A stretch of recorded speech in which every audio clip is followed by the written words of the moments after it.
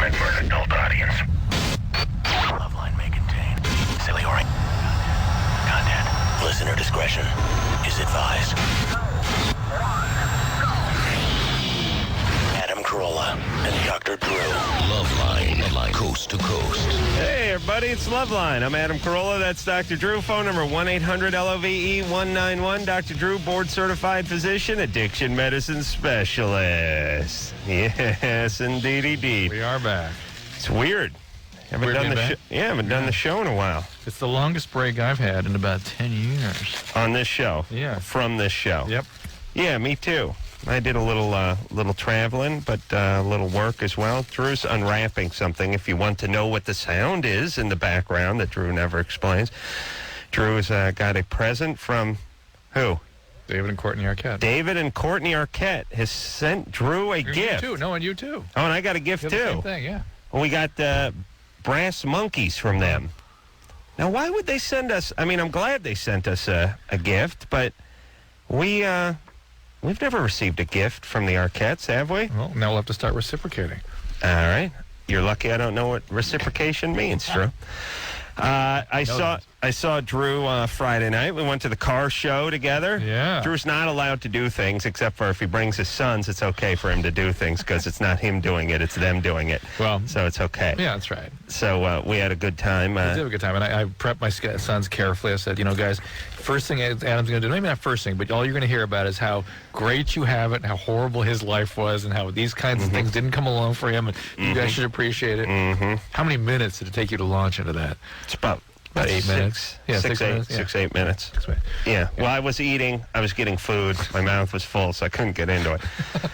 But, when the kids gave me the lukewarm response about playing Pop Warner again next year. That's when you went off. That's when I had to go off on the punks. Yeah. As kids, here's the problem with kids today. Here's the problem with your kids. Yeah. They got so much going on that no one thing could ever be that great. I mean, there's so much excitement, there's so much stimulation, there's so many things to do. There's not that one thing. Like, you would look forward to Christmas once a year. Right. Because your life was hell. Yeah. And there was 2 days out of the year where it wasn't hell. And you would build your whole life around those 2 days that weren't hell, right? Yeah. I realize that kids, and I don't know how your kids are, but I have friends who have kids, successful people. The kids, Christmas is nice for them, but they got a room full of junk anyway. I mean, they get stuff during the year. Yeah. And then there's immediately on to, well, what's next? What's next? Well, I'm excited about what's coming next. I'm excited about this thing. Right. I think that's a good problem to have. But anyway, Drew and I took the boys and a couple of my buddies and tooled around the auto show out here. Yes. The S4 and the S6 in Detroit. You want to talk about that? I just want to say that the Los Angeles Auto Show, for a place that buys more cars than any city in the world, is always gets the shiv. And never gets the good stuff, never gets the good prototypes, never gets anything good.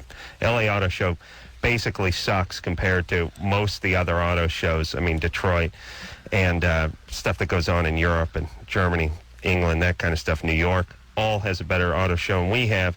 And I don't understand why when we sell more Porsches in Los Angeles than they do in Germany. Don't worry, folks. Adam yelled about that to every car manufacturer that listens. I had a couple of highballs by that point, Drew, but I'd had an ass full of these car dealers, these manufacturers not bringing over the good stuff. Oh, yeah. Well, you let them know. No uncertain terms. Well, I want them to report back to their bosses. That's what you told them to do. I like Audis. Me and Drew went to go look at the Audi. We always talking about the Audis, and they had all the crappy Audis and none of the good Audis. They don't bring the good ones over. Those are in Detroit. Where is the S4? Well, where is the S4? That's very funny. It's good. He heard you. Yeah. Got a little fired up. That was the booze talking. Kelly? Yes. You're 24? Yes, I am. What's up? Okay, I've been dating somebody for about 6 months, and I'm a virgin, and I'm really getting close to them. But the one thing is, even though there's condoms, I just get paranoid at the idea of wanting to have sex. Wait. Have you ever had sex before? No. No. Virgin. No. You're 24. Right. Yeah. You've been dating a guy for how long? 6 months. 6 months. And it's come time to have a physical relationship, and you're paranoid. You're freaked out. Yeah. And what is it you're freaked out is going to happen? You're going to get pregnant? No, just all the other stuff. I mean, not just that, but all the things in the world. And I'm a natural worrywart. And, I said... So be more explicit with me. What is it that's going to happen to you? I'm just worried about, diseases and things. Does he have a disease? No. No. Is there not that I And know. listen, worrywart is a very, very forgiving Gentle term for term, what yeah. you really are. Just you're paranoid to some degree. Oh, I'm just... I mean, obviously, I waited so long, but... I know. What's wrong with you? What scared you so much? Just... I can't trust people. What Why happened? not? What happened? What'd your dad do? Yeah. Let's just get the new year started off right. When did your dad rape you? No. What did your dad do? Nothing. Nothing at all. That's part of the problem. Well, basically, I was in a past relationship with someone, and we've done anal sex, and we've used protection, but then... Oh, well, Kelly, you've broken all the molds now. It's a good way to start the new year. Hold on a second. You had anal Wait a minute. in a prior relationship? Yeah. Let me just stand back a second. And if I had to pick the highest probability of transmitting an STD, that would be the act. Yeah. So how is it you engage in that act, but you can't do something that's a little safer? I don't know. Maybe I'm just... I just don't get I my just get physical abuse. Did Why- somebody smack you around when you were a kid? pretty much. Somebody just beat you up pretty good, because if that kind of arousal is appealing to you and something that's more intimate is like overwhelming, it's what we call somatic dissociation. It's like you're disconnected from your body, and kids that were physically abused have the highest probability of having that kind of dissociation. Paranoid. Yeah. It's a disconnect. It's just a disconnect, and being in an intimate encounter with real physical contact throws you back into the horrors of the abuse and the lack of trust and the vulnerability and all that. And so really, this time to take a look at all that, I think, Kelly. And maybe at 24, you've never been able to have a real relationship. The one guy she has with sort of abuses her, has sexual intercourse with her, with her anus. And He abused her anus, Drew. Well, wait a second. I've been broadcasting long enough. I just called it sexual intercourse through the anus. I want you to know it. Yeah. Hey, Kelly. Yeah. Well, let me ask you this. Sure. Did you have the anal intercourse?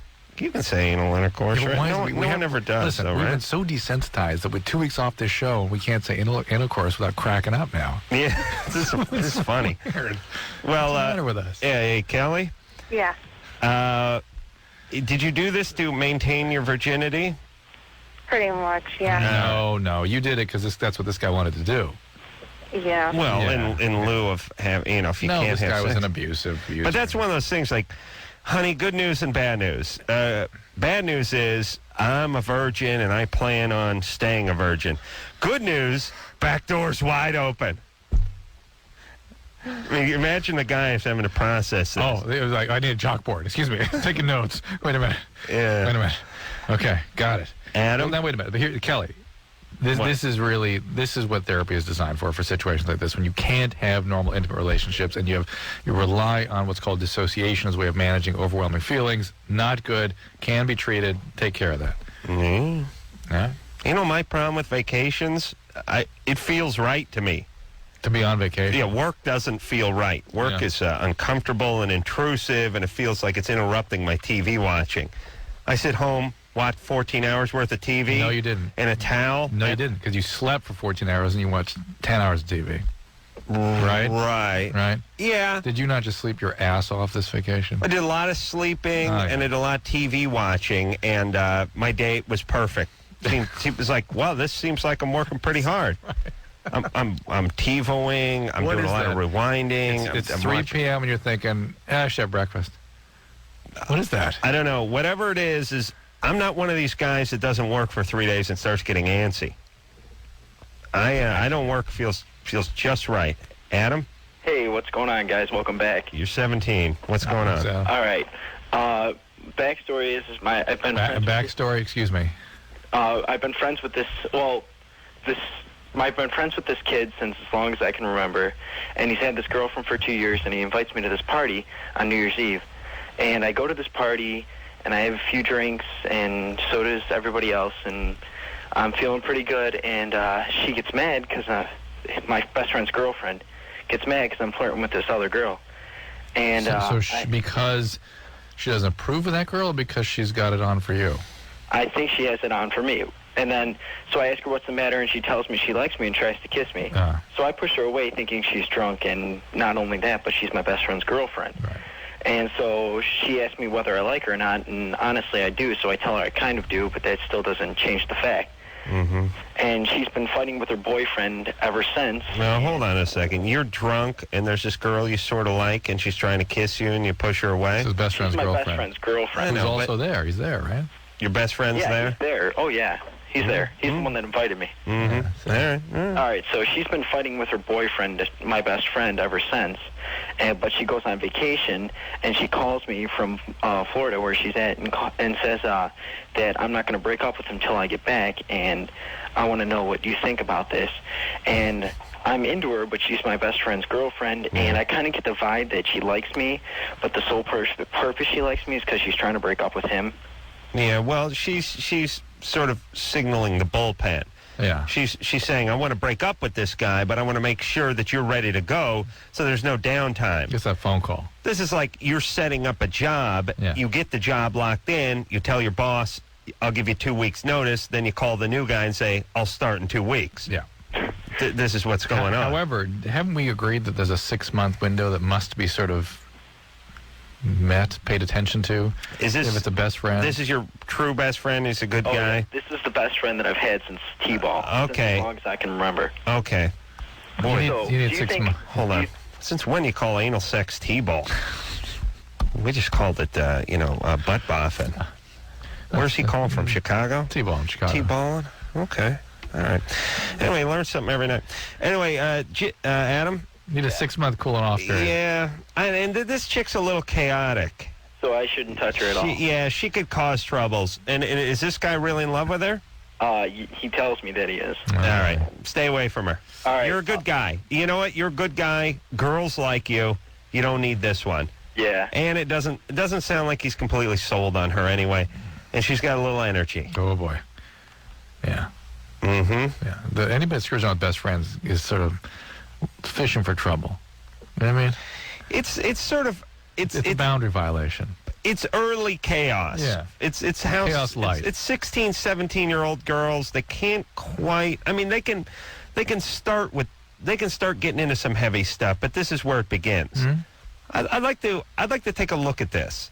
I'd like to do a little study. Chronicle chaos. The Chaos Chronicles? Yeah, we all know women who are sort of into that chronic chaos, and there's guys that are that way too, but it doesn't always manifest. They get in trouble with the law more than they get in trouble in their relationships. Yeah, although that's the guys. Right, the guys. Yeah. But the girls who have the constant chaos, there's always some cheating, there's some boundary problems. And later on, it goes, they start making porn movies and prostitution. They go that way, or they have multiple partners, husbands, screwed up families, that kind of thing. They start doing that. But I would bet that most of this stuff starts 15, 16, 17 with the high school Oh, you want to see how it gets going. Yeah. Yeah, what's the stepping stone relationship? Is it a progression, or does it start full throttle? No, I think it's progression, just like it is with stuff like crime. Yeah. You know what I mean? Guy starts off dealing weed, and then he ends up killing people later on in life. And if it starts at a certain age, probably a certain meaning. If it starts at 12 as opposed to 15, Right. It means worse things. We got to look into this, Drew. Tracy, Yeah, you're 32? yeah, Your doctor suggests lithium to calm you down? yeah. Why? Sorry. There is a certain actor that when I watch the movies that he's in, I like get off, like just watching the movie. You have an orgasm? I come close to it. It's like my heartbeat gets faster, like quite a bit faster. My knees get numb.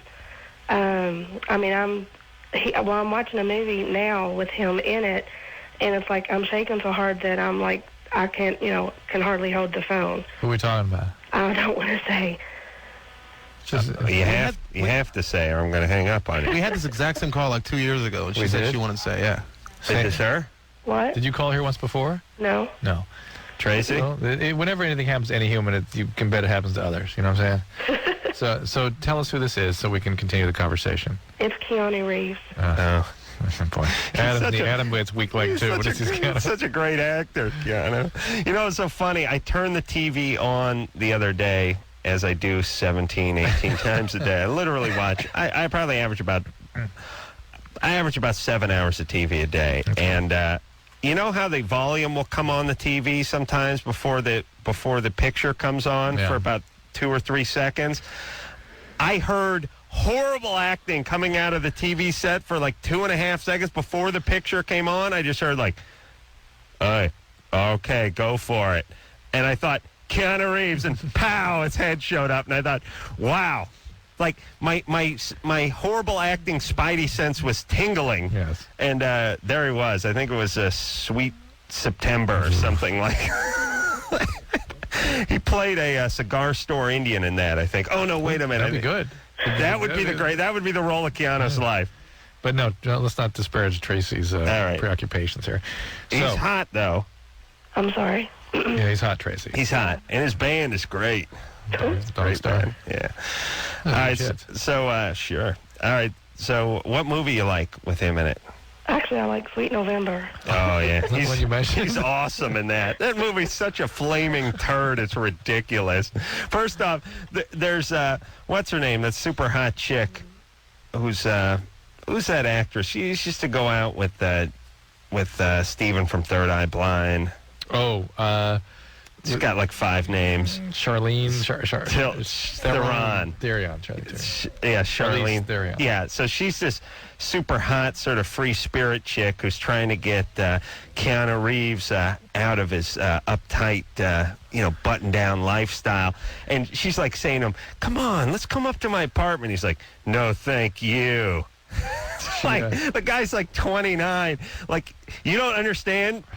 Listen. Charlize Theron is a super hot chick. Like, what 30-year-old straight guy is not going to go up to her San Francisco apartment and just bang the bejesus out of her? It's a horrible story.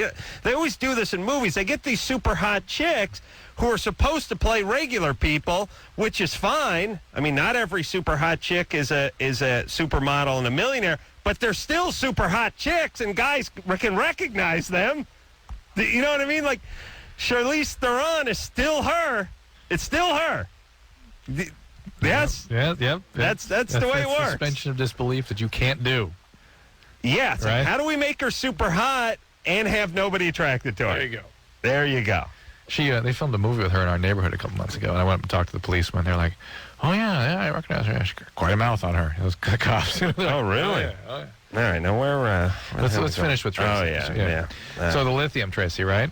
Yeah. That must be for other symptoms also, right? Your moods are kind of labile all over the place. So you almost have an orgasm when you hear Keanu on the show? That accelerated affect, mood, to the point of having an orgasm is something that can be part of bipolar illness. Now, what is it about him you like? I mean, you like his looks? I like his looks. I like his voice. I'll tell you, if his voice gives you an orgasm, you can. I'll tell you who else sort of reminds me of him as well, he's not an actor, but when I hear him speak, is Stephen Hawking. He uses the voice synthesizer, which is slightly more convincing than Keanu's acting. This conversation can serve. No, that's not right. It really is pure synthetic voice. All right, so. Tracy, that's good. Now, how are you? Wait a minute. You're 32 years old? Yeah. Oh, for Christ's sake, baby. What went wrong? What went horribly wrong? What didn't go wrong? Oh, baby. What happened? Well, I've never met my dad. Mm-hmm. I was molested by my brother. Mm-hmm. I was raised by somebody else in the family because my mom didn't want 2 kids. Mm-hmm. When the whole time I was growing up, I was always compared to my aunt raised me, and I was always compared to my cousin as far as like looks and grades in school and my job and everything. All right. Well, what do you do now? Actually, I just lost my job. Do you have any kids? Yeah, I have a son. Oh, boy, how old is he? 10. All right, you taking care of him? Yeah. Where's Daddy? His dad, Mm-hmm. he's actually in prison. Good times. All right, listen, no more kids, right? I'm not. Are you on other medicines besides lithium? No. Okay. Well, you've been through a lot, and it's not unreasonable to think that you might need some pharmacological assistance. I mean, your brain gets assaulted by all this. Mm-hmm.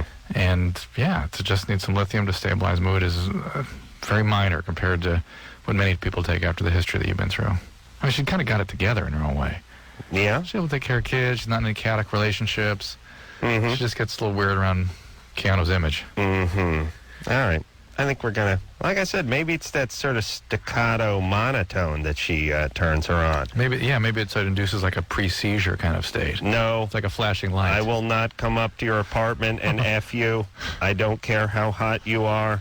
I must go in early to the office tomorrow. I am buttoned up and uptight. It is your job to get me out of my shell. But he's always a surfer. You got to throw the surfer to him. Even when he's like a lawyer, FBI. He's like a dude. Whoa. All right. Let's take ourselves a little break. When we come back, we'll speak to Matt, who's 27, wants to know what do we think of Antabus? Oh, is that Antabus? Antabuse. Is that what they call it, Antabuse? Mm-hmm. That's a drug? Do you want to talk about that? You want to take something different? Oh, well. We'll All right. take everyone's call All right. after this. Hey, everybody, it's Loveline. I'm Adam Carolla. That's Dr. Drew. Phone number 1-800-LOVE-191. All righty. Let's hop back to the phones. And I guess we're off the air in Los Angeles right now. all right. The tower fell over with the winds here, right? Okay. Let us know we're back on. Anderson. Drew. Yeah. Why is that relevant to the other people that aren't in Los Angeles who Kind of can't what we hear might us? hear about as the show goes He's along. letting LA know that they're knocked off. Yeah, see? Drew only knows how to do bad radio. It's that or no radio. It's Drew's policy. It's his New Year's resolution. Matt, what's up? Hey guys, welcome back. Hope you had a great vacation. Thanks, man. Thank you. Well, I feel like I should apologize for living in Florida, but first off, I need to say, Drew, you really changed my life and helped me realize that I have a drinking problem and I need help. And Fantastic. even though I've had a few sessions with a therapist, I feel like I've learned way more from listening to your show. Actually, I tape the show every night and listen to it in my car. Thanks, Matt. Thanks, Matt. So what's up? So anyway, I'm calling about disulfiram or Antabuse. Yeah. I learned about it by researching it online and mentioned it to my primary care physician. He said it wasn't a good drug for me. And then I mentioned to the therapist I've been seeing, and he thought it wasn't right either. But neither of them could really give me a reason why they thought it wasn't right. So I wonder if I can get your take on it. All right. Antabuse has no real use in recovery. The only time it's useful is if somebody is having extraordinary difficulty containing impulses and maintaining abstinence. Makes you sick when you It take makes you violently ill, potentially lethally ill. It can threaten your life, make you so sick. But Antabuse, look, if you're going to drink, you're just not going to take your Antabuse, you're going to go drink, number one. So Well- Antabuse all does is it gives you another level of structure that contains an impulse. In other words, if you're one of those people that can't drive by a liquor store because the craving is so profound, Yeah. I know you're that way, Adam, and you need something that in your mind you think, well, if I drink, I'm going to get violently ill. Yeah. That's not recovery, by the way. That has nothing to do with recovering or treatment of your addiction. Nothing whatsoever. Well, Recovery is a 12-step process. You got to go to AA. You got to get the sponsor. You got to do the steps. That's how people recover from this disease. Because if you wanted to drink, you just wouldn't take the Antabuse. well, if you take the Antabuse, you take it every day, Yeah. and Unless you want to drink, then you just skip it and go drink. you just skip that pill that day. Yep. You could be on it for a year, skip that pill Monday morning and go out drinking Monday night, and no problems whatsoever. Probably no problem. Yeah. So it's something you got to have in your system. Yeah, and there's some studies being done in Antabuse that's sort of like the Depo-Provera or the old what the hell is the name of that stuff you used to put under the skin for the birth control? I forget what it's called. Norplant, that kind of thing for Antabuse, and that makes some sense. But again, there are plenty of alcoholics that still will drink and get. Oh, you mean terribly like ill. taking Antabuse, putting it on your skin, and having it there for 3 months? Exactly. Having it absorbed slowly. Mm-hmm. All right, let's talk to. I put Matt on hold for a while because his line was so crappy. Oh, I think All I right, pressed take the that wrong- ticket. All right, Kelly? Kelly, Hello? you're 17. Yeah. What's up? Hey, where's Brian tonight, by the way? Call screener Brian's not here. Oh, No. Who cares? I didn't even notice. It's been like 2 weeks since we've been here. I know. It's just noticed Brian wasn't here. Yeah. You know, I ran into phone screener Damien, ran into him about 3 or 4 weeks ago at a Christmas party. Couldn't come up with his name. Oh. I mean, for like the first 10 minutes, I was like looking at it and saying, I know that bald dude. Oh. And I was like, hey, that's that phone screener dude. Did he have any material for you to go over or anything? No. But you know what? Once in a while, like, I can't remember anyone's name, and people know it, and they sense it, and they get angry with me. But once in a while, like, if you can't remember your mom's name or your sister's name, you don't get busted on it, because sometimes you know people and have worked with people for so long and know them so well that they don't even question it. Doesn't matter, yeah. Yeah. I realized I was safe with him, because I'd be like, hey, what's up, buddy? And he'd know I wasn't not knowing his name by calling him buddy, because we'd worked together for 2 years every night. There's a difference between not knowing someone and not knowing their name. You know what I mean? Yes. The fact that you don't know their name is just the moment and stuff. People excuse that if they really sense that you really know them. But not if you worked with someone every night for a year or something, and they quit 10 days earlier. Like you said, you don't come up with your mom's name sometimes. It's just people understand that sometimes. No, they don't. Huh? Kelly? Hello? You're 17? Yeah. All right, so what are you doing? You got a plucking habit? Yeah, it's like everything besides like the hair on my head. I have a thing that I have to like compulsively just tweeze them out. Every hair in your body? Yeah. Pubic hair? Yeah. Yeah. Well, that's... So are you completely bald? Yeah. No, you're not. Well, except for on my arms, but like everywhere else I am. Your head? No, I don't do that. That's like the one part. Except your head. I don't do it. Besides my head and my arms. How about your eyebrows, eyelashes? Well, my eyebrows are perfect, but I don't touch my eyelashes because that hurts way too much. All right. And what about, like, your underarms? Yeah, I do that too. Good times. Ouch. You do it with your fingers? No, I use like tweezers. All right. So, My friend had read something on that. Like, they compulsively do that, like tweezing and stuff. But she couldn't remember the name, and like, I'm wondering what that is. It's called trichotillomania. Wait, what? This is why you couldn't remember the name. Trichotillomania. And it's an obsessive-compulsive disorder.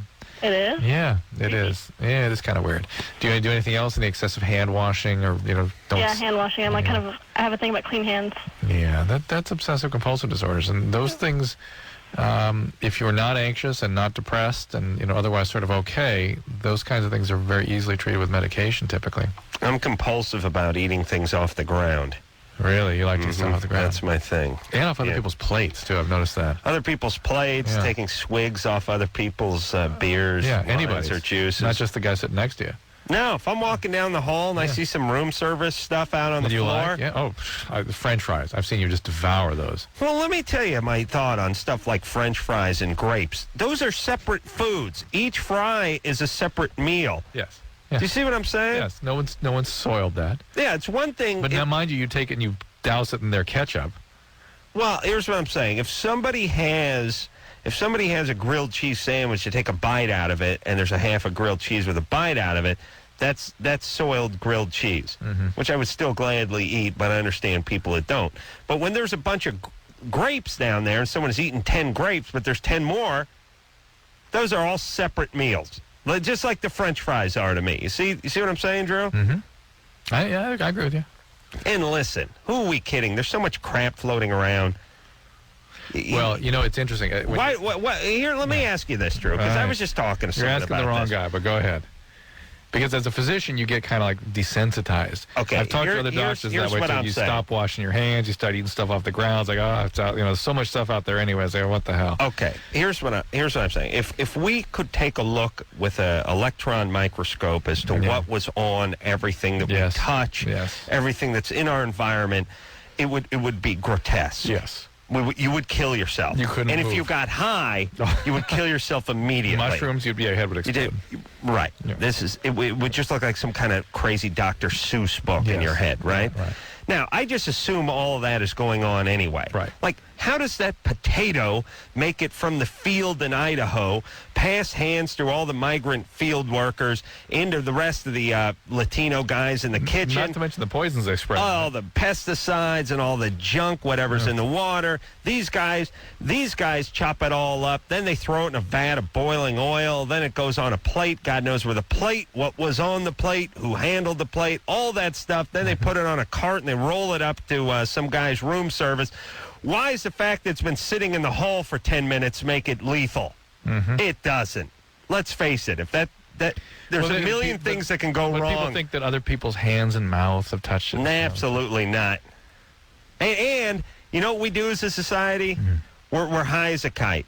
We eat churros from some vendor on the street, and we decide that's okay. Right. We go get a lap dance with some chick rubbing her crotch all over your forehead while you're loaded. That's okay. But if a guy took a bite off this fry, you can't take a bite off it either because you don't know where his mouth has been. How about our ritual now of washing after we go to the latrine?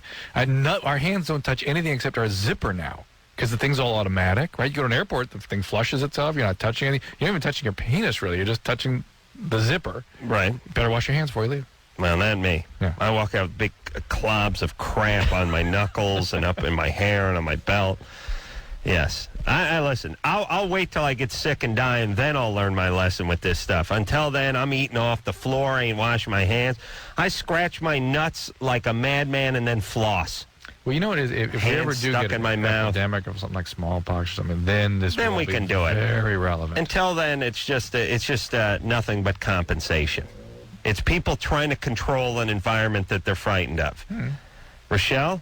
Yeah. Hi. Hey. They put me on birth control because of, like, I'm bipolar, and my medicines weren't working real well. And so they were trying to get my hormones stabilized and stuff. And so they thought maybe that birth control would help. Is that valid? First of all? That will help with your mood, possibly. Okay. And then also, like, they told me to take it in the very morning when I first got up. If I miss it, can I take it that night? Yes. You're not trying to use it for contraception, right? You're just using it for... Not currently. All right. If you're using it for contraception, it's still probably okay to take it at night. Okay, and if you are using it for contraception, does it matter, like, when in the cycle of pills that you do have sex, or is it just you're protected all the way. Okay, cool. Once you've started it, though. Yeah. Like, can't be the first day you take the pill. Okay, well, like, once you're on it for a while? Then... Yeah, typically people would say wait one cycle. Okay. All right? That's a month. Is that a month? 1 month, yeah, it's a month. Huh? Yeah. It's all good. All right, baby. Thank you. Hey, good times. Hi. Bye. All righty.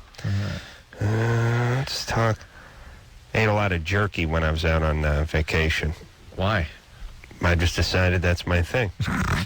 I like jerky now. Yeah. Speaking of stuff that's been around, you know what I mean? Oh, yeah. Yeah. Buffalo jerky's been on some Eskimos' clothesline for 10 years. And what, it's been cooked? No. It hasn't? Baked in the sun, basically, dried. Who knows what kind of crap's on there? Eating a ton of... I've turned into a jerky guy. Didn't give you, like, TMJ or anything? I'll let you into this. No, but Gas? it's good. It's... Diarrhea? Yeah, gas, yeah. It's good times. Finally, good, you found something. It's good for when you're on the road. I drove to, Utah. Oh, your wife must have... It's nice. And it's great, too, because I like to talk while I'm eating jerky, and I can't breathe, you know, and I gotta yell about whoever's driving in front of me. Oh my God! I'm surprised she didn't jump out of the car. She tried. I locked the door. Had the childproof things on there. Oh my God! All right, let's take a little break, Drew. All right, we'll do that when we come back. We'll speak to Sam, who's 27. Want to know how they take out the egg when someone donates it. And like I said, they don't donate the egg, they sell the egg. Let's just call it what it is. All right, we'll tell you how that's done after this. Hey, everybody, it's Loveline. I'm Adam Carolla, that's Dr. Drew. Phone number 1-800-LOVE-191. Now, righty, let's get back to phones. We'll speak to Sam. Sam is 27. Sam? Hello. Hello. So, I was thinking about donating an egg. We're going to let her get away with that? Okay, hold on. You think about selling an egg. Yes. How much? I guess they're going to give like $2,500. And then you're going to take the money and give that to a charity or something? Actually, no, I'm not. I'm going to use it to go to school. I see. Anyway, I wasn't going to use them anyway. Hold on. I'm thinking of donating my car. $5 grand. Nice. You want to buy it? Oh, no, donation. Donate it to me. Well, I'm donating it. I'm getting paid. You're just going to collect $5,000 for it. That's right. You're not going to use the eggs anyway? No. Yeah. I like that reasoning. You're just going to slough off with the uterus, the uterine lining. Well, who needs it? No, women put these eggs to good use. Do women have an infinite supply of eggs? For their premenopausal function.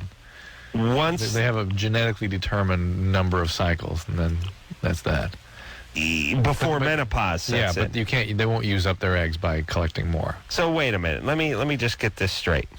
All right, menopause sets in usually early 50s for a woman, right? 40 to 60, yeah. And menopause basically says these aren't your childbearing years. You're not having your period anymore. Ovary just shuts down, stops maturing eggs. You're not dropping an egg. Right. Okay. Which is what the period is. Mm-hmm. Every what's that? 6 times a year? Some women. Okay. Every woman I've been with feels more like 18 times a year. Is that possible? Possible. Okay, but here's the thing. So the egg, what's the average period number?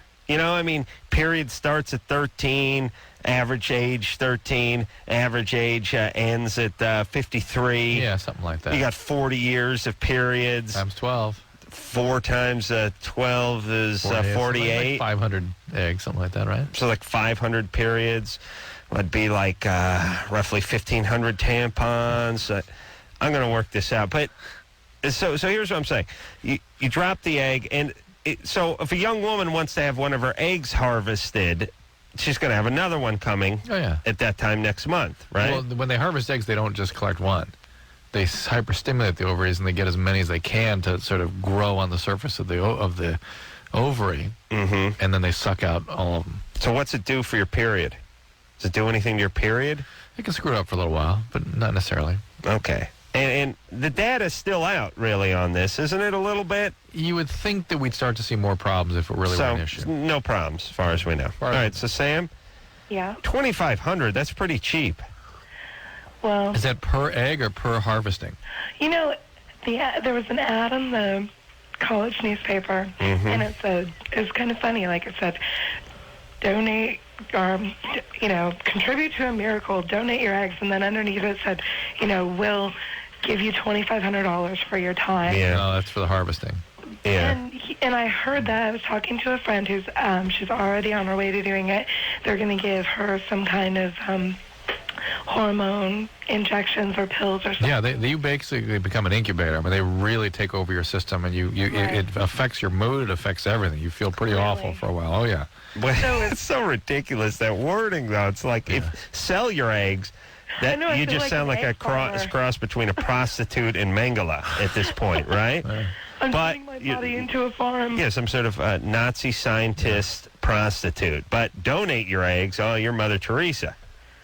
All right, so you're gonna donate the eggs, get your money. They're gonna hyperstimulate your ovaries. They cause all these different follicles to start developing. Then they will either go in through a laparoscope or a long needle through the wall of the vagina and suck out all those eggs. And don't they want to know, like how tall you are, what color your eyes are, sometimes that kind of stuff? They take all sorts of information, and I heard that they can give all that information to the child when it's like 18 years old. Right. So, that doesn't freak you out a little bit? No, not really. I think I'm not really planning on having any children. How about the kid knowing that $2,500 is what it costs to get mama to part with the eggs? That's kind of the bargain basement of the egg prices. Sam a little bit. 27, still in school, definitely not having kids.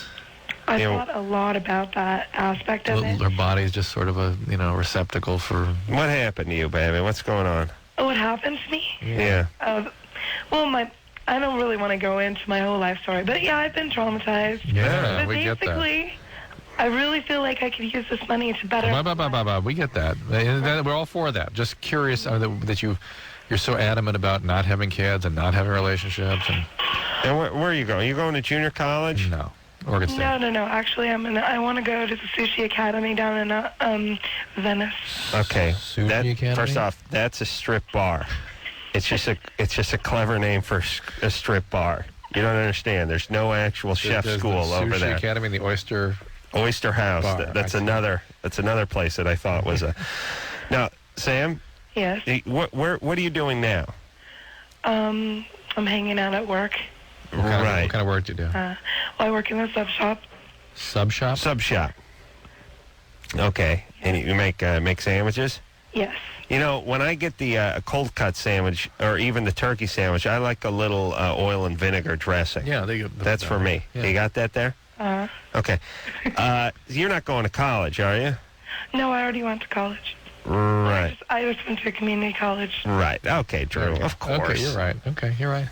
This is sub junior college, sub shop junior college here.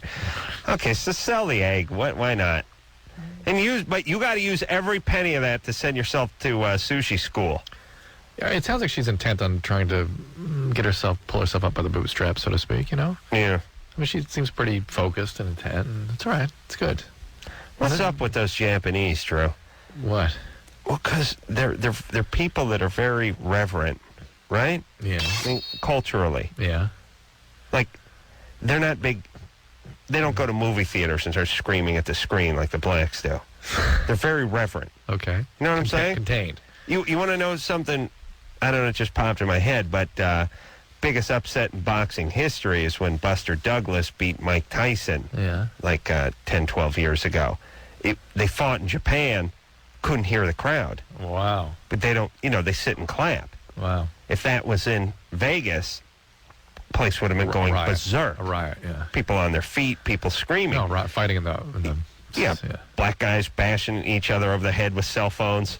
They use that as a weapon, those people, The white man uses it as a weapon, but it's a white-collar weapon. I see. We use it to call insider stock trading, things like that. That's how the Jewish man uses the cell phone drill. Worse than the black man bashing it over the guy's head, I would say. Understood. Do you think when black guys get cell phones, they have to pay for extra insurance, because they bash each other over the head with the? I see that all the fights. Whenever the fight breaks down, all the cell phones come out, and the black guys start bashing each other over the head. Here in the hizzle for chisel. But here's the thing. But when you go into a Japanese restaurant, it's the only restaurant where all the guys behind the counter yell at you when you walk in. So hey, what is that? Those people cannot decide on what their culture is. It's a bunch of bowing and handshakes, and everyone's wearing a tie and all buttoned up, and then you go into the restaurant and everyone's yelling at you. Yep.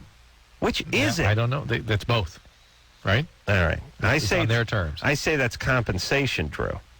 For being all buttoned up all the time. I see. They got to let it out in inappropriate places. Right. Yeah. I always feel weird, too, because you walk into a sushi joint, and everyone's like, "Hey, Shidoshi!"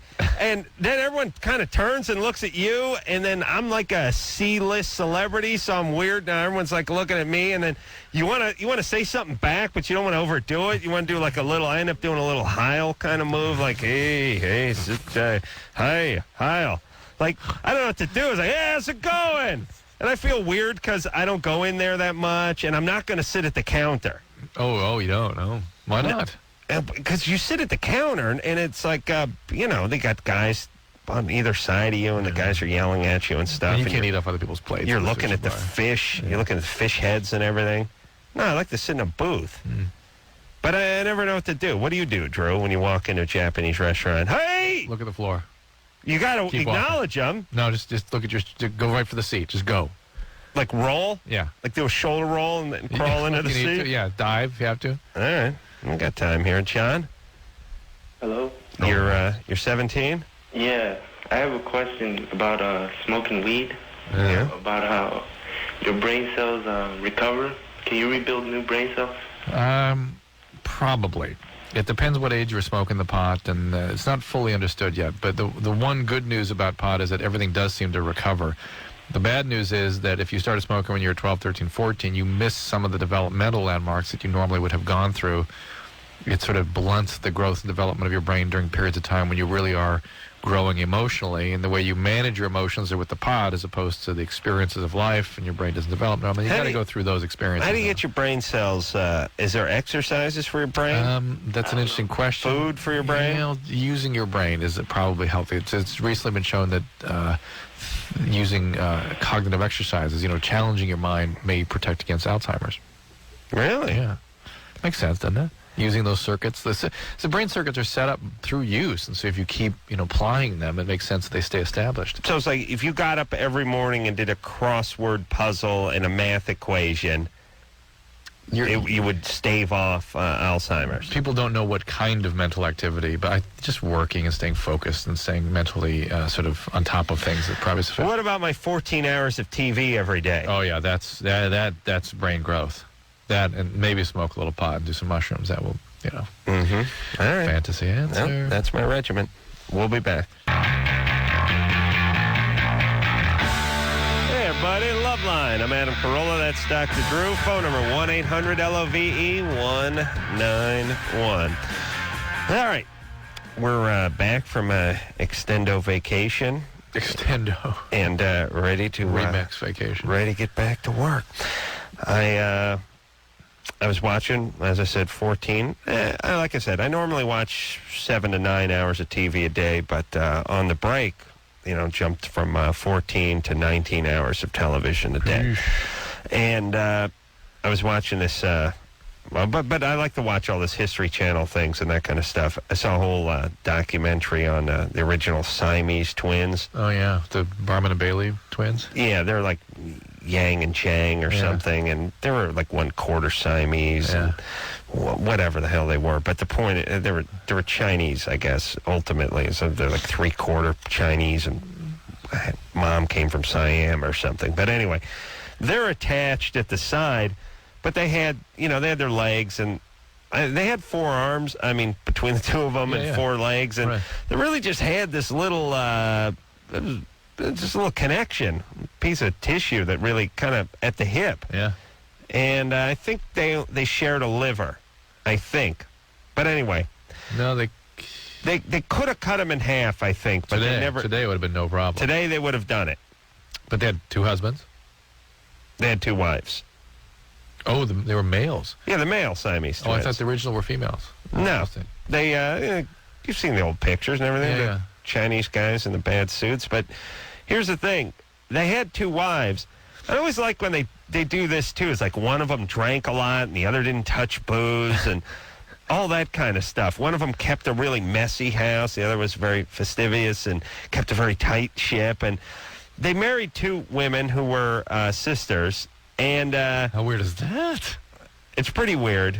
But who else are they going to marry if you really think about it? No, but what? Them getting married? How do they have sex? With the sisters and the next? Okay, here's why they ruin all here's how all documentaries, all these History Channel things, they all go south for me. They then casually explain that they married, that they lived in, North Carolina, that they kept 2 homes, and that they had 21 children between the 2 of them. Then they immediately keep moving on. In 1921, Yang... started a softball league. It's like, ho, ho, ho. Whoa, wait a minute here. 21 kids between the 2 Siamesers. And I think it's funny to me, by the way, is I immediately go, well, one had 10 and the other had 11. There's no possible scenario that, like, one couldn't have 12 and the other could have 9. I have to do as close to splitting as possible because they're attached. Right. I don't know why that, but okay, so 21 kids between the 2 of these Siamese twins. Wow. And they're attached at the hip. So I immediately start thinking, now, first off, what position can you do? Now, this is before artificial insemination and all that fertility campaigns. They're getting it on, these guys. Do they have, like, somebody put earplugs on, or they do it simultaneously, all 4 of them? Well, think of the positions. You're limited because you can't really do it in a missionary position because your brother's right next to you, and her foot would be going into the guy's nuts. The only position you can do it in is sort of a doggy style position. And maybe one of them, like, what if? And the other guy has to participate. Or what? He can't hold as still as, let's say, Keanu Reeves does when he's acting, and have the other guy successfully have sex. He's got to get his nutsack swinging in unison with the other guys. They came up with ways of sort of like watching TV or distracting themselves. They weren't sort of into it. I would imagine that you would like some sort of partition. Like on your honeymoon and stuff. Like, who the hell wants your brother watching you bang the bejesus out of your wife? The sisters. And the two are sisters. I mean, come on. Oh, my God. 21 kids. 21 kids. 21 What happened to the kids? I don't know. And by the way, genetically, aren't you sort of tempting fate just a little bit when you have 21 kids and you're joined at the hip with this guy? From a genetic standpoint? Yeah, I don't think that's a familial thing. Okay, but they probably didn't know. This is turn of the century. Yeah, you're right. Oh, my God. 21 kids.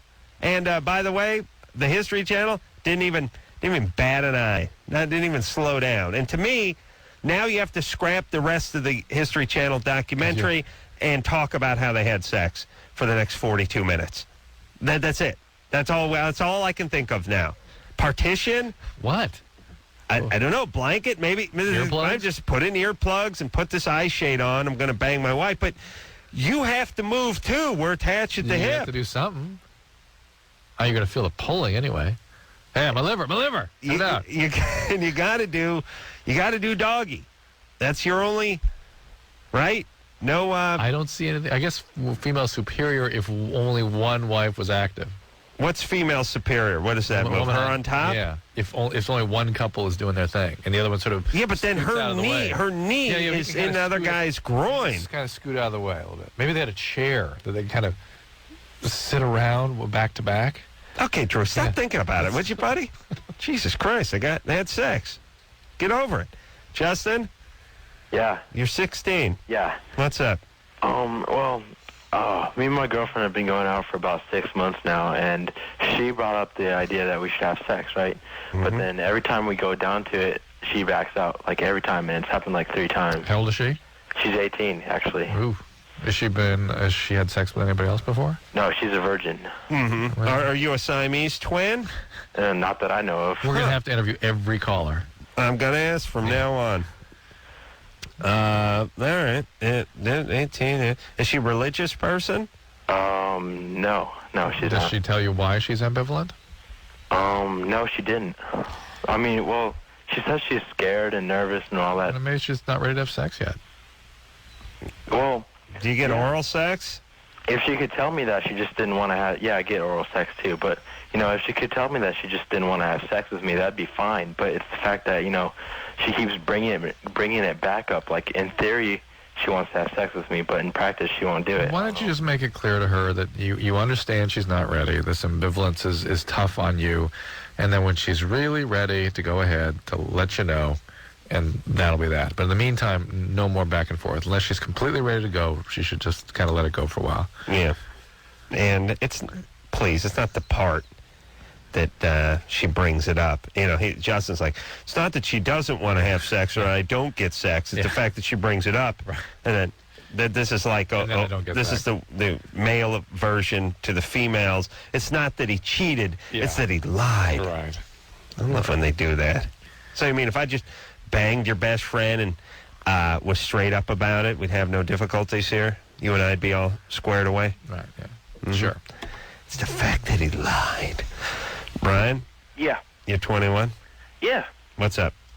Well, I've known this girl for about 2 or 3 months now, but I only saw her in passing. It was like, hey, how you doing? And then a couple weeks ago, I grew some balls and asked for her number. Mm-hmm. Where do you see her? Part-time, I'm an assistant manager at a video store, and she'd come in and rent movies. All right. Mm-hmm. Finally, I get her number, and I've been calling her. We've been calling each other for about 2 weeks now. Well, I'm interested in her, want to date her, and she's flirty, very, I don't want to call her tease, but, What's the question for us? Okay, what's going on? Well, I'm talking to her, and then last night, she said, I like you, but I don't know if I want that right now. But previously, during our conversations, she had said, but there are 4 guys I'm interested in, and I wasn't included in that. And then you didn't make that cut? Were you in the top 20? Very kind of her to lay it out like that for you, though, huh? Yeah, and I was kind of she told me, 2 nights before that she liked 4 other guys, and then she tells me last night that, she likes me as well. And I'm like, what happened? Did the 4 other guys say no? And I'm thinking, haha, that's kind of funny. I'm just joking. She might think it's funny too, because she has a very playful personality. Yeah. And so she's like, all of a sudden cuts it off. She's like, no, I'm really upset. I'm like, all right. Listen. This is turning into General Hospital, for Christ's sake, at the video store. This chick's a little nutty. She needs attention. She's not that into you. Yeah. She's going to string you along. Right. The only possible scenario in which she would be interested in you is if you didn't show any interest in her. None. Now, Brian, listen to me. As you know, I'm a self-proclaimed genius, and you man the counter at a video store. Yeah. So that's why you need to listen to me right now. Yeah. You need to mysteriously stop calling her. Okay. Do not call her and explain to her why you're not going to call her. Just don't call her. Yeah. Then, when she comes into the video store in a few days and questions why you didn't call her, you're very matter of fact about it. Oh, yeah, I was going to get with you.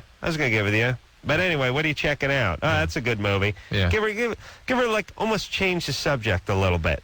Check her movie out, and then don't call her. And then a week later, when she comes into the video store, she might bring it up again. That's when you smack her with it. Hey, listen, I get off here in half an hour. You want to go have a drink? That's it.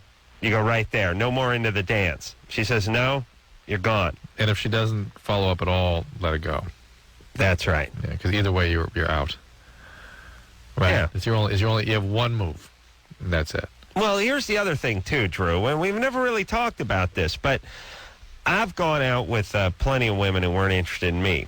As a matter of fact, all women before I got out of carpentry were not interested in me. Interesting. Now, here's how you can go out with a woman who's ambivalent, not that interested in you, got other guys to go out with. You make a date with these women in the distant future, like, hey, how about I get your phone number and we'll talk, and maybe sometime if the stars line up just right and you get stood up and you get a wild hair up your took eye that we could possibly go out somewhere if you got drunk enough. And no. Here's how you do it. You gotta go now. You got to say to them, what's happening? What are you doing right now? Let's go out. And then you better start getting some booze involved. I hate to say it, but let's go out and let's get a drink. I got some tickets to this thing. Let's do it. Let's go. You might get them on an impulse. You might get them on a whim. You might go out and have a couple of cocktails and get lucky. This is not a long-term thing. Right. You ain't going to get a shot at this down the road. Yeah. And the longer it goes on, the worse it is for you. Yeah. Because she ain't interested. Mm-hmm. It's like a sale. You want to sell some timeshare, you might be able to get a guy to do an impulse buy. Yeah. The more you talk, the more brochures you try to send him, The worse it's going to be. That's the move. Nikolai? Yeah? You're 17? Yes. What's up? Huh? What are you doing, goofball? Shut up. No, I don't take ecstasy, but usually I crush it up and I put it in marijuana and I smoke it, and I want to know, is that the same effect as just taking the pill itself? I don't know if it's volatile. I've never heard of anybody smoking it, so I don't know. What does it do to you? He's gay. Are you gay, Nikolai? Yes, I am. How dare you, Adam? And what, do you get high when you do this? Yes. Does it feel like you're on ecstasy? Do you feel something different than just the pot? Yeah. It gives me more of a rush. Does it wear off faster? Yeah, I guess. I don't know. I've never heard. Hold on a second. You explain to us what's different about taking it and smoking it. He's never taken it. Oh, you've never taken it? You've only smoked it? No, I've taken it a couple times. Oh, okay. All right. Explain to us what's different. Thank you. And True, shut up, would you? No, obviously you've never taken it. Well, when I take the pill itself, it's just bombish. And it's then what? Did he cuss? Yes, he did. Poor Nikolai. What did he say? I don't know. Bomb as S or something. Oh, it's just bomb as... Wow. It was weird because Is that what he said? What did he say? Anderson said that's what he said. I mean, you had to work at getting the S word in that time. You got to talk to him again. That was great. He didn't punctuate anything, so it wasn't But I mean, think about that. He had to invent a phrase to put another S word or F word in there for us. Nikolai, Yes. don't cuss, would you? Okay, I'm sorry. Okay. Now, when you take it, when you eat it, you enjoy it. Yes. Okay. When you smoke it? What is the difference, please, between smoking it and eating it? All right. When I eat it, the high lasts a lot longer. Right. But, like, I'm addicted to weed, so I intend to just mix it together. And it gives me a better rush of a high, but it just doesn't last as long. Right. That's what you would assume. And I got another question, if it's all right. Yeah. And is it all right if I ask it? Go ahead.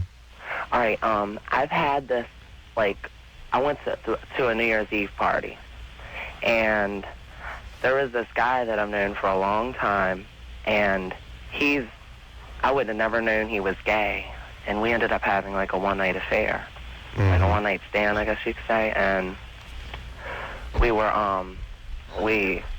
in a laundromat, and you guess what happened there, but, like, recently he hasn't been trying to talk to me, and he acts like he doesn't know me or anything. And You went to one of those coin-op laundries? yeah. Just open all night kind of thing? Mm-hmm. Why did you choose the brightest neon lit room in the city? I was really drunk. Right? Isn't every laundromat like brightly lit? Yeah, it's disconcerting to be in there at night because anyone who walks by or drives by can see exactly what you're doing. It's like you put 700-watt bulb in your living room and pulled the curtains down and then just start doing nude aerobics or something. They all have huge window fronts. Yeah. None of them have a single door. I got put in one of those dryers I'm once. a wild person. It was though, horrible. so By whom? it doesn't bother me. Right. Ray put you in one of those dryers. I And you know how volunteered. it is when you're drunk. You don't care. Yeah, okay. All right. Hey, listen, Nikolai. Yes. It doesn't sound like you have a real promising future ahead of you. I'm a fashion designer. I'm about to go out to L.A. at Otis University. Oh, is it Parsons? Huh? Otis. It's Otis. Parsons is in New York. Oh, okay. Yeah, you may be sort of moving along in your training, but you're making some choices and you're getting addicted to things, and the path you're on is going to interrupt the path you'd like to be on. You know what I'm saying? The road to success. You're on the Hershey Highway, my friend, and you're heading for trouble. Yeah, but I wanted to ask you, do you think this guy is really bi, or... Well, listen, he lets you bang him in a laundromat.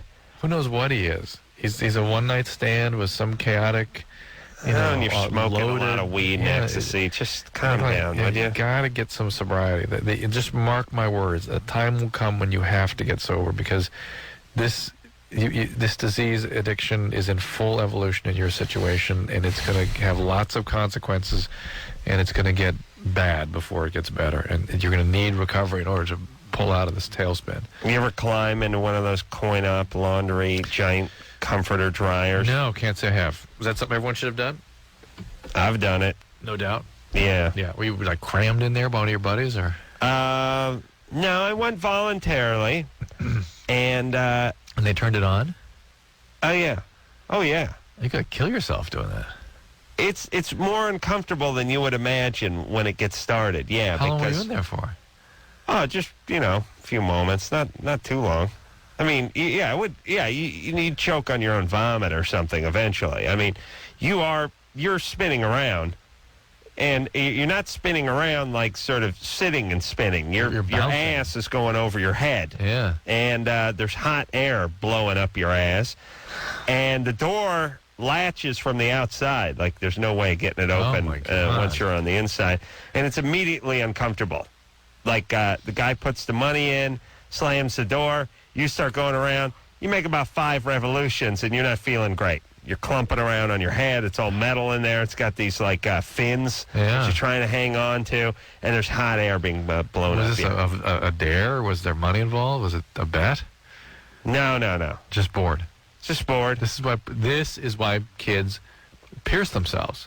That's today's version of going into the dryer at the laundromat. Yeah. Okay? Yeah. So the reality is, if you were a teenager today, you'd have S coming out of your lips and your eyebrows. I'd have my hood pierced. Your hood would be pierced. To be multiple amp langs. Yeah. Hmm? Yeah. Yeah. Yeah. It was funny. I was about 3 seconds into it before, and I thought to myself, God, does this suck? And then I thought, what the hell did you expect this was going to be like? It was going to be like Space Mountain or something?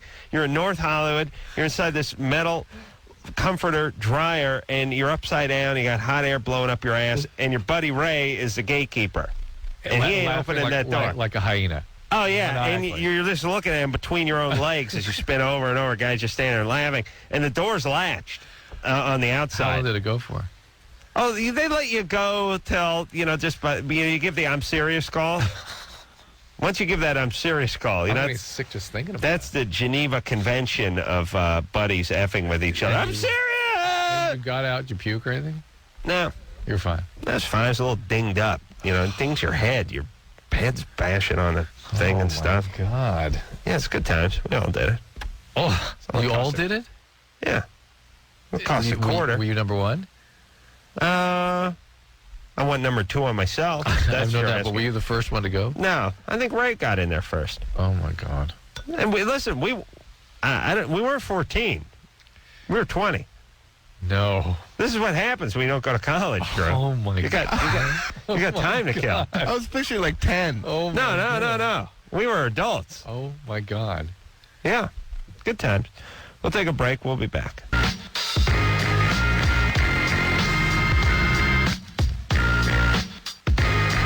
Hey, everybody. Loveline. I'm Adam. That's Dr. Drew. Phone number, 1-800-LOVE-191. Kathy Griffin's going to be in here tomorrow night. She's a dear friend.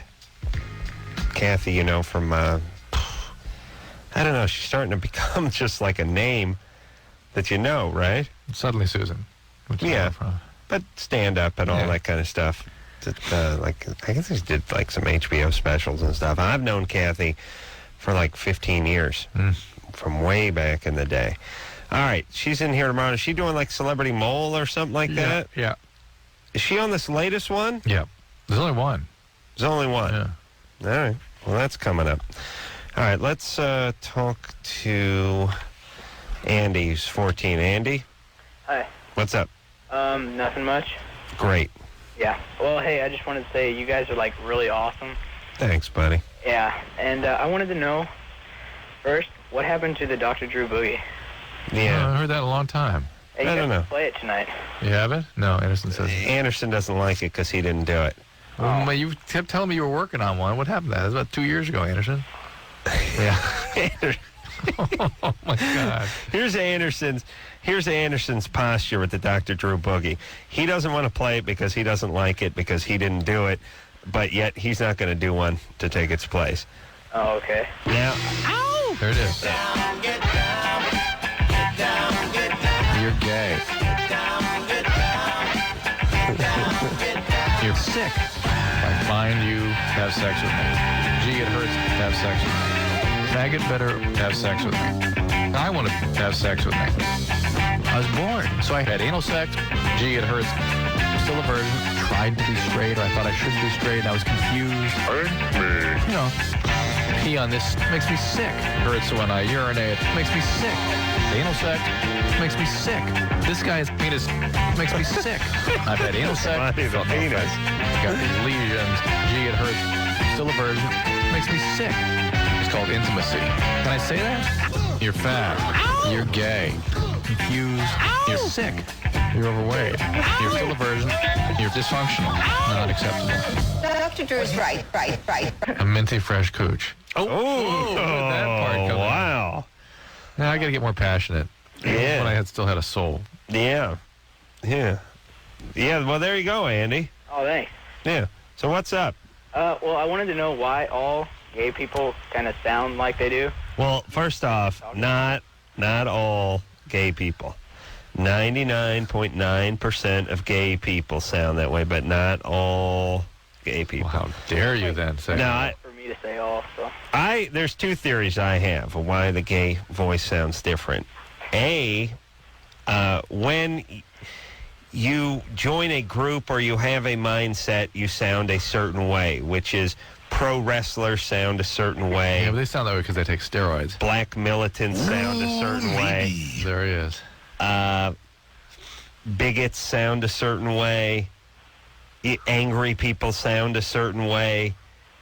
White male Republicans start to sound a certain way. You know, but guys who are in the NRA sound a certain way. When you start thinking a certain way, you start sounding. Jocks sound, you hear these pro athletes interviewed. Yeah. They all sound the same. But so when you start, it's almost like you take on. It's like an affectation or persona. People do that in life. Yeah. And people do it. These guys that follow the rodeo circuit and stuff and wear the big belt buckles and the cowboy hats around, they start to sound alike. This is just sort of the gay sound. Okay, well, here's my second theory. Right. Penis ramming into the soft palate constantly. That's it. You know what I mean? Just an erect penis just jamming. Drew, who knows what that would do to you vocally? It might do something, man. I mean, you go down on a woman once in a while, but that's not intrusive. Yeah. Imagine essentially taking a couple pieces of rebar, duct taping them together, and jamming them in your mouth for an hour and a half every day, just repeatedly ramming it in your mouth. Tell me you wouldn't sound a little different.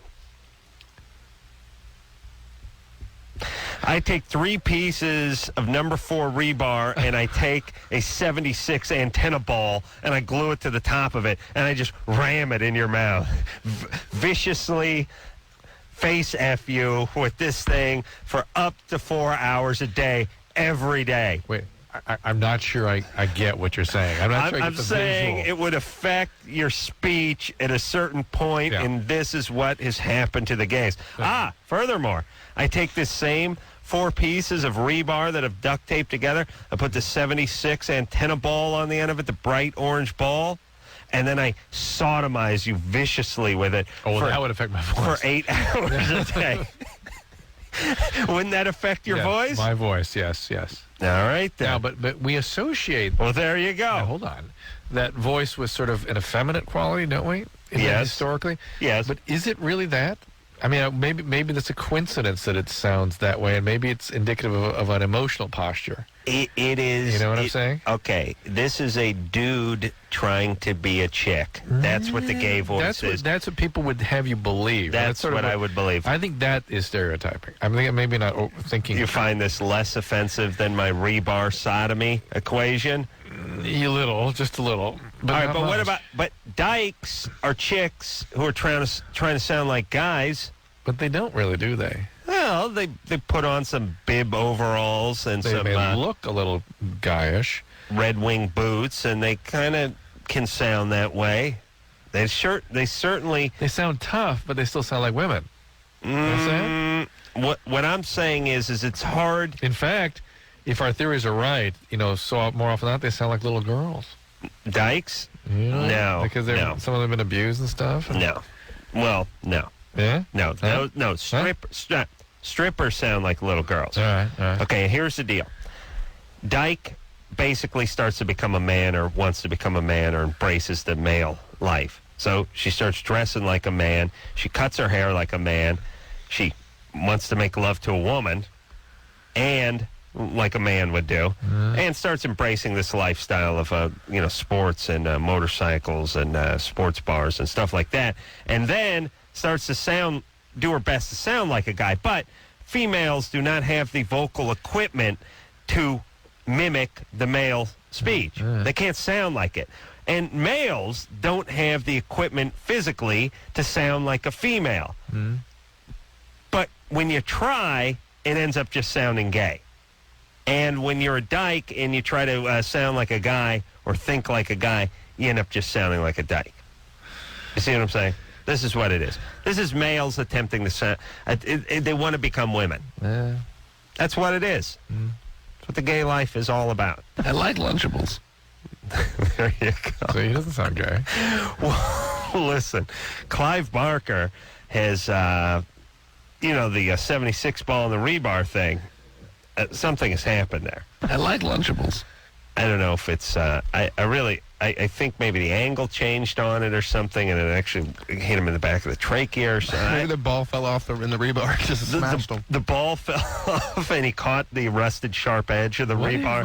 I like Lunchables. I don't know. No, listen, I love Clyde Barker, but he has a strange voice. Like, I don't know. I don't know what's up with his voice. I mean, it's English and it's gay, and there's something going on. Do you know what's going on? No. But there's something going on with his voice. It's like asthma or something. That's what it sounds like a little bit. Yeah, but you never hear him wheezing. Yeah, remember the other time he was in here? He was a little bit... You could hear him breathe. Yeah, that's true. I thought he was just hot for me. Jamie? Yeah? You're 14? Yeah. What were we talking about? What? You were just talking about gay people and Lunchables and Right. gay people. All right, Jamie. I realize this is how the show sounds to everybody but us. Oh, my God. I like Lunchables. She's talking about Lunchables. Okay. Go, Jamie. What's up? Okay, so my dad died like a month ago, right? And like he got really sick, and he's a Canadian citizen, so we had to go up to the hospital in Canada like in October, and so like we didn't get to see him that much. What did he have? Cancer? Smoking. Wait. Why was he in Canada? He's a Canadian citizen. Yeah, so he's not been in your life very much. No, he lived in America. He was an illegal alien down here. Yeah. Yeah. So he died, and like when he went up illegal there, aliens. They're Canadian illegal aliens. We have illegal aliens or Canadians. We just don't mind them. Yeah. Yeah. Okay, so like when... Like, you know how there's good insects and bad insects? I see. Some actually help the garden. Others eat the tomatoes. Yeah. That's the way we look at our aliens. I see. Okay. Thanks for clarifying. The Canadians? Good insects. Got it. Good insects. All right, you do the math. Jamie? Yeah. Go ahead, you're 14. I was explaining to Drew about our borders. So your dad was in your life but then left? No. See, like, he got sick in, like, October, and so, like, really, really, really sick. He's been sick for the last, like, 6 years. So he got really sick, and he had to go to the hospital, and it's free in Canada to go to the hospital. I see. So that's why he went to Canada. Okay. Right. Got it. So, when he went up there, like, my memories of him, like, started, like, of everything, really, like, started to go away. Huh. Interesting. Yeah, I know. And, like, and then when he died, like, all of my good memories now are, like, basically gone. Wow. You need to try to retrieve that, because that's just, you're trying to protect yourself against mourning the loss of something that you did have. Right. And try to think in terms of being grateful for what you had with him. Right. Okay. Gratitude is something that is healthy and important to be able to embrace. And when you feel grateful, it'll put you more in touch with what you did have, and hopefully you can kind of internalize that part of him, keep those experiences that you are grateful for in you. And then when you do that, naturally enough, you'll also feel the loss of the real person. And that's a painful thing to have to come to terms with at 14, but it's something that's important to come to terms with. Well, but at this point, you probably shouldn't be in too big a hurry to do anything. Yeah, it's a normal thing to dissociate themselves from their feelings, but she could get in a permanent state here where those memories are locked out, and that's not really. A thing. Yeah. And so he lived with you. You were with him every day. Yeah, like I saw him every single day. And he was your dad. Yeah, but like he was actually my step-grandfather, like biologically. Whoa. But mentally, like he was my dad. Your step-grandfather? Yeah. Like I've never met my real grandfather. And my mom and dad got a divorce, like, when I was a baby, you know. And, like, I lived... Hold on. We're trying to diagram this. What? Okay, I live with my grandma now. Like, where's your mom? My mom's in Colorado and with my stepdad. Like, I see her, like, every summer. All right. Well, this is... Dissociation is a way that people deal with very heavy feelings when they've been traumatized. And all this abandonment and chaos in your life, you're sort of a setup for these kinds of things. How old was he? He was 74. Whoa. Okay. Yeah. All right. So, but, like, I can... All right. Well, oh, boy. I got it. My dad died at age 14. First off, is like, well, he was a smoker. Yeah. I was like, well, smokers don't die at 40. Yeah. You know what I mean? I mean, she's 14 years old. And I thought, no, that's propaganda. And then now it all works out because he was 74, and now that's about right. Step-grandfather. But it goes from my dad, and, we don't have anyone who calls the show that actually knows their dad or lives with their dad, so it's like sad and ironic that the one person that actually lives with their biological father passes away at a remarkably young age. I mean, she's 14, even if he had her a little later in life, he'd still be under 50, Yeah. And that's why I got a prod, like, who calls this show who lives with their dad or even knows their dad? Yeah. And so it's like, it's funny, like, you live with him? Yeah, you see him every day? Every day. Every day. Live with him, and then it gets downgraded to step-grandfather. I don't want to take anything away from it, but please, Jamie, when you're telling the story and you're saying, my dad passed away, and the person says, your dad, but now... Oh, your dad was a Canadian citizen, so you didn't live with him. No, he lived here. I saw him every day. Okay. This then turning into the step-grandfather is it's transition that would have been worth bringing up early on. I still know you guys were close, Jamie. Yeah. But, I can remember bad things. Uh-oh. So, that's weird to me because, I can remember, a few fights we got in. Yeah, well, you're trying to protect yourself right now. But, then why do I remember, when he abused me, What kind of abuse? Now he's an abusive step-granddad. So, one time he got really drunk and I'd been on vacation and, he didn't even remember it the next day. All right, well, you're wearing cutoff, so you're kind of asking for it, right? No. No, what do you mean? How do he abuse you? Well, he came into my room and he tried to rape me and. Oh my God. But save that. That's all I can remember. All right. Well, hold on. Save that story for the wake. You got to get up and say a few words. At the funeral. What is this guy's nationality? Well, he's English. English. Yes. Purebred. British. Wow. Yeah, he was born in Nottingham. Wow. England. All right. Oh. Yeah. All right, so he only tried to rape you once. Well, yeah. Which is way under the Loveline average for step-grandpas. Because, listen, here's the whole thing. For our callers, step-parent, that's a free ticket into the kids' room because, hey, there's no blood there. And step-dad, that's hell. Why not rape? It's like having a second girlfriend under the same roof. But step-grandpa, oh, you got to rape. I mean, you guys are barely... There's not even a thread of connection here, right? Oh, my God. Poor Jamie. Well, listen, Jamie, you've had a lot of trauma, and that's how you deal with stress, okay? This is how your brain deals with it. It disconnects, and it devalues.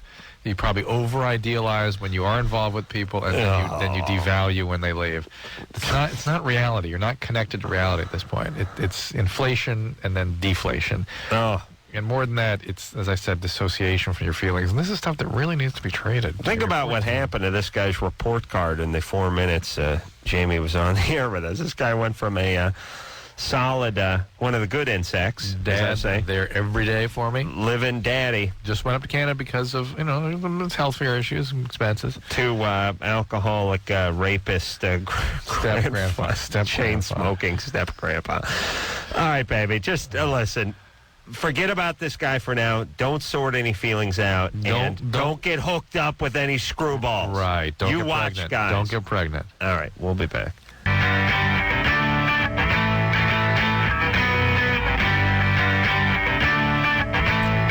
Hey, everybody. Loveline. I'm Adam. That's Dr. Drew. Kathy Griffin going to be in here. Dear friend. Ooh. Was that 3 or 4 deers? Downgraded.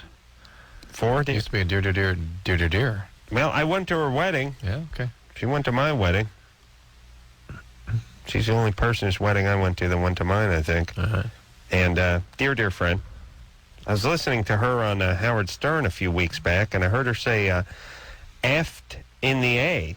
Oh. And it got through. It's weird. Wow. Yeah. Just driving my car. Heard it on the radio. It's like I was cheering.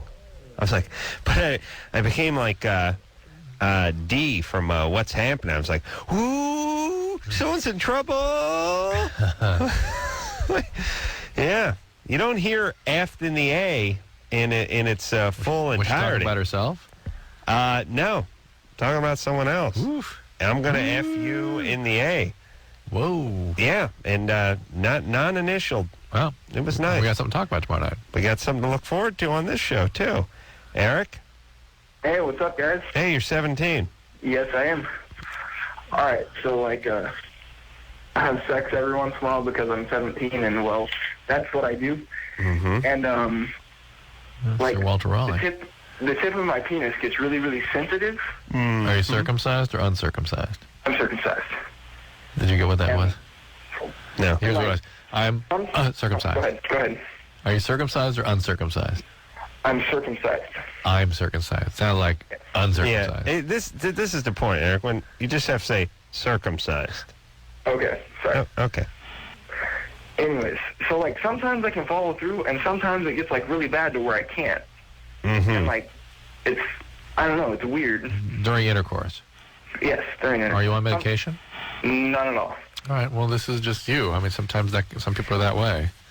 Like, if I jack off and everything, like, I can go through with that because I'm not touching the tip of my penis. But after I get done jacking off, if I touch the tip of my penis, it's like the same feeling that I get when I'm actually doing a girl. All right. What if you put a condom on? I always wear a condom. I'm not stupid. All right. Didn't mean to suggest you were stupid. Sorry, buddy. Oh, no, I'm sorry. Yeah. Okay. What about lubrication? I don't know. So he's saying lubrication inside the condom. I don't know. Like, he's saying the head of his penis is ultra sensitive. Yeah. Yeah. Hey, Eric, what about when it's not erect? When you're just walking around and it's banging against the side? Oh, no, dude. I'm fine. Not sensitive at that point. No.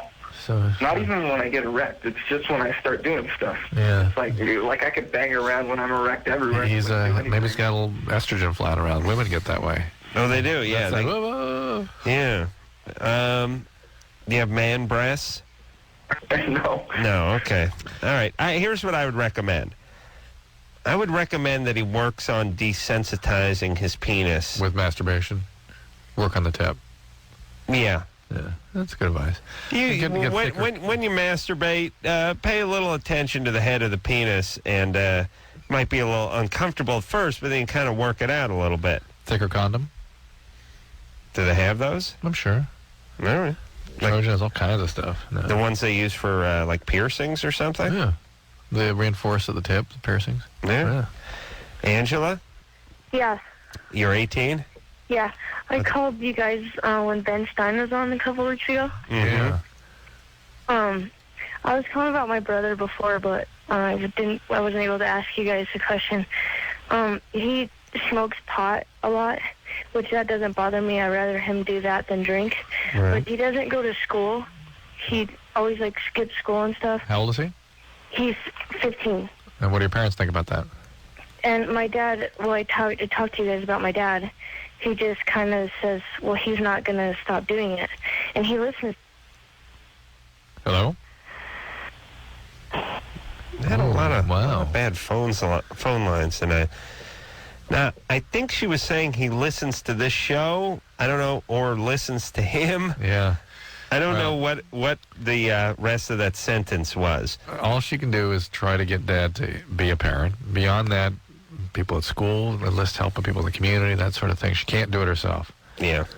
And here's the, I'll pick my teeth here for a second, but here's the sad reality. I don't know anyone who did any kind of changing between the age of 15 and 30, to tell you the truth. Oh, boy.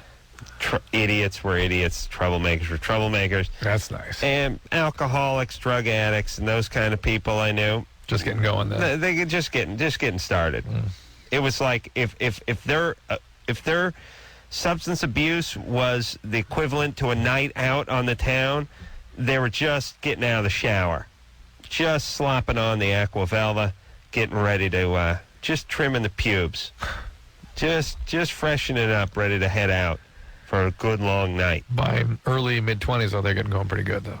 Early mid-20s, as far as my buddies, early mid-20s, that'd be like 10:45, 11 o'clock at night. You know, going strong, still having a good time. And then later 20s, that now you're talking about 1:15, still thinking you're having a good time, but maybe have overdone it a little too much. And then as they got in their 30s, now it was like 3:45, and they were heaving on the side of the curb, and they, just got done punching an ATM machine because they forgot their code, and, now the cops, now they see the rollers in their rearview mirror, and they got a DUI, and that's eventually gets old. 15, your brother's smoking weed and staying home. Your sister, he ain't going to listen to you. But here's the point. Listen to me, everybody. Yeah, to me. That's right. Do not try to talk people into stuff they don't want to do. Screw them. Oof. Give them a little advice, and if they go for it, great. If they don't, fine. You move on. Well, when they're family members, it's a hard thing to do. Yeah, but there's nothing you can do about it. You'll just kind of drag down with them. You make people aware. If someone says, I'm going to commit suicide, you call the appropriate people. You tell your dad, hey, Junior's smoking weed and hanging out all day. But listen, smoking weed and hanging out all day, 15-year-old Junior is not going to be listening to his sister. I would modify a little bit and say that let people fall to whatever level they need to fall to suffer a sufficient consequence to motivate them to change, but realize that treatments do work. And people are ready for change. Bring it on. Yeah, sure, if they're ready. But he's 15. Remember, he's just getting out of the shower on a long, long night. We'll be back.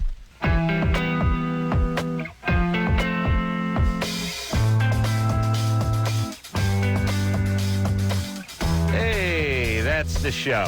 We're going to take a little extendo 22-hour break, and we'll be back with Kathy Griffin tomorrow night, dear friend, who is actually a super funny person and is always good on this show because she gives me a lot of crap. So you can look forward to that tomorrow night. And until next time, this is Adam Carolla for Dr. Drew saying mahalo. Viciously face F you with this thing for up to 4 hours a day, every day. This has been Loveline. The opinions expressed on this show are not necessarily those of the staff, management, sponsors, or this station. The producer for Loveline is Ann Wilkins Ingold. Loveline is a presentation of Westwood One Entertainment.